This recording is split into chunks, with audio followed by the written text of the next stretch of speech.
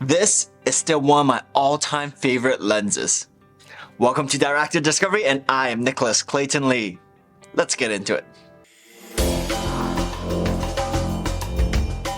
So this is actually the Fujifilm Fujinon XF 35mm 2.0 R WR. And this thing came out in 2015, and I've owned this for 7 or 8 years now. And yeah, I still love it.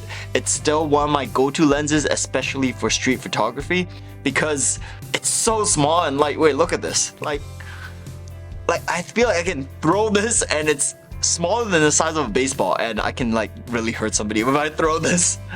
So this lens is only 150 grams, and something else I really like about it, it's really nicely built. It's metal, and you can even hear the aperture ring when I turn it. And this is a very smooth manual focus, and it's really high quality for such a small lens. So one of the reasons why I really like this lens is that it's really sharp, and it's only when it's wide open, it's only opens till 2.0. I personally don't like a lot of bokeh, and I think 2.0, when it's wide open, it's already really nice and really good. If it's too much bokeh, it seems really fake.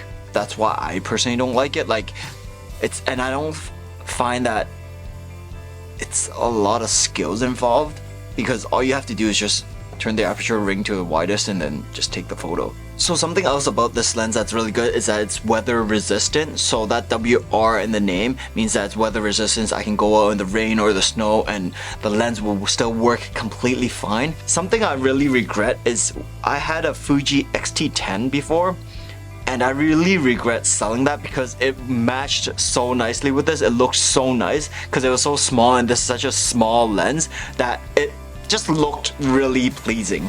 And I really regret selling that, because right now if I put this on an X-T4 or an XH2S, it doesn't look that cute or nice. I'll show you guys.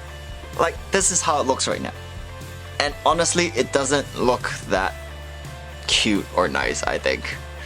It just doesn't fit because the body is so big, and yeah. So shooting this with the X-T4 is actually my go-to camera, and it doesn't look as nice as if it was on the X-T10 or X-T30. If it was a smaller body, I think it would look a lot cuter. So this is actually a very recent photo I got my friend to shoot of me, and as you guys can see, I'm actually pretty damn sharp. There is a bit of grain, but I don't mind that. That is actually somewhat of my style, and I don't mind adding some grain into my photos. And I think that with this shot, you can see at wide open the bokeh looks so nice, and you can see how round those lights are. The closer one, it's actually not that round. It's because of the light design, and it's actually kind of close to a lens. But look at the ones at the back. Look how round these bokeh balls are. And I think it's actually really nice, and it just shows how high quality this lens actually is. So back in the mid 2010s, this series of lens came out with a 23mm f2 and also I think a 50mm f2. And I got the 35 because I had a 27mm f2.8 back then, the pancake lens. And I wanted to kind of improve my photography, and this was my second lens. And I think this lens is perfect for beginner photography.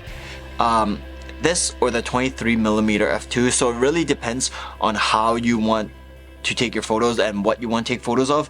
If you want to take more portraits or like pictures of people, I think this one's a good way to go, because this is a 35mm, which is equivalent to like 52, I think, millimeters. And this is a really good focal length, especially for street photography. I think you can grab so much from this, and sometimes you just want to get even closer, and this is actually a great lens to bring you closer to a subject, which is something I really enjoy. And it's like, if I don't want to take anything seriously and just want to have a great day just shooting photos, this is the lens I usually take with me. So the main negative about this is the focus breathing. So this is actually mainly used for photography, not for videography. But the focus breathing on this, it's very obviously when it shifts focus from one object to the next. So something that's also not that great about this lens is that the focus length of this is actually not that great. For example, my Jinbu, if it's put like this, more parallel to you guys. Right now, this is actually out of focus, but right now here, this is in focus. And as you guys can see, when I zoom in a lot, everything is focused. You can even see the dust.